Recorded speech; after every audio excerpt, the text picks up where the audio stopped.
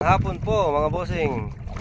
Yan, dito po kasi kami po sa sa palaisdaan. Kasama ko po si Choco Toink. Toink, saan tayo pupunta? Doon sa Kubo. Sa Kubo. Ayan, si Choco Toink. Panalog na po mga bossing.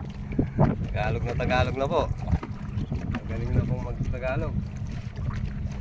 Pasyal po kami dito sa Kubo. Choco Toink po yung bangkero ko. Yan, napakagaling na bangkero. Sa mga naghahanap po kay Balmon, wala po siya ngayon.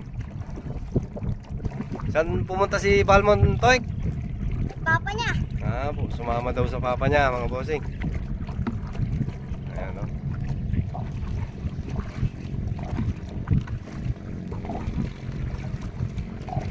time check po tayo. Ang oras na, Toink? Alas 6 na po.